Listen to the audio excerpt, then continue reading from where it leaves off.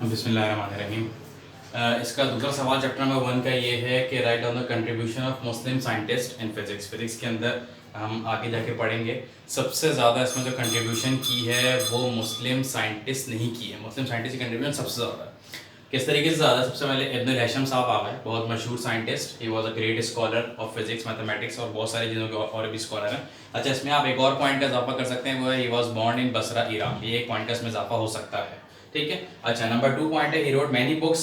बहुत सारे सब्जेक्ट्स पे बहुत किताबें लिखी हैं, कोई मतलब बेहतरीन स्कॉलर थे। ठीक है। और इनकी जो फेमस बुक है वो किताबुल मनाजिर है, जो कि उन्होंने ऑप्टिक्स पे लिखी है। ठीक है। और जो इनका एक और बहुत बड़ा कारनामा है वो है इन्होंने पिन होल कैमरा इन्होंने पूरा ईजाद किया था, जो जिसके बारे में हम आगे पढ़ेंगे एक चैप्टर में, जिसमें हमने पिन होल कैमरा पूरा बताया है, जो कि इब्न हैशम साहब ने ईजाद किया। ठीक है। नंबर 2, याकूब अल खिंडी।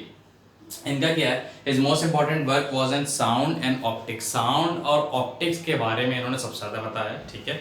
और इनका एक और कारनामा, he discuss the nature of sound. Sound किस तरीके से ट्रेवल करता है, वो किस किस नोट पे जाते हुए आपकी कानों तक आता है, ये सारा काम याकूब अल खिंडी साहब का है। He also work on geometrical optics. Optics के बारे में बहुत सारा काम किया है। और he did considerable work on medicine too. इन्होंने मेडिसिन के बारे में भी ठीक ठाक अपनी कंट्रीब्यूशन दी है।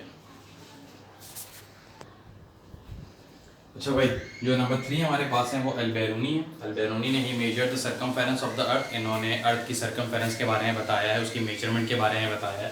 ठीक है। He determined the longitude and latitude. हम बचपन से पढ़ते हुए आ रहे हैं लैटिट्यूड और लॉन्गिट्यूड, पीएचडी वगैरह में पढ़ते हैं। तो इसका जो सबसे पहला नज़रिया जो दिया था हमें, वो अल-बैरूनी ने दिया था। और जो लास्ट पॉइंट है, he found the density of various metals. इन्होंने बहुत सारे मेटल्स के आपको डेंसिटीज़ बताई। इसमें एक और पॉइंट का इजाफा कर सकते हो कि he was born in Birun, Afghanistan में पैदा हुए थे, तो वो एक अलग पॉइंट का इजाफा हो जाता है। वैसे 3 या 4 पॉइंट्स ही लिखे जाते हैं, ज़्यादा नहीं लिखे जाते हैं। अच्छा भाई, हमारे पास मुस्लिम साइंटिस्ट हो गए। अब हमारे पास आ जाएंगे पाकिस्तानी साइंटिस्ट, जो कि 2 हमारे पास हैं। एक है डॉक्टर अब्दुल सलाम और एक है डॉक्टर अब्दुल कबीर खान। डॉक्टर अब्दुल सलाम साहब का क्या है कि इनको नोबेल प्राइज़ मिला था, जो कि दुनिया का सबसे बड़ा इनाम होता है। वो क्यों मिला था? ग्रैंड यूनिफिकेशन थ्योरी थी इनकी, जिस पे इनको काम करने की मतलब बुनियाद पे इनको नोबेल प्राइज़ मिला था। उसके बाद उनका एक और कारनामा था कि इन्होंने इटली में एक रिसर्च सेंटर बनाया था, जहाँ पे गरीब ममालिक के जो साइंटिस्ट थे वो आके अपनी थ्योरीज़ पे काम कर सकते हैं। ये इनका एक कंट्रीब्यूशन था। और the last one is he was assessed of Pakistan and will remain in the hearts of learning circle. जितने भी लोग साइंटिस्ट हैं इनके दिलों में आज तक जिंदा है। नंबर जहाँ पे लास्ट है वो है डॉक्टर अब्दुल कदीर खान।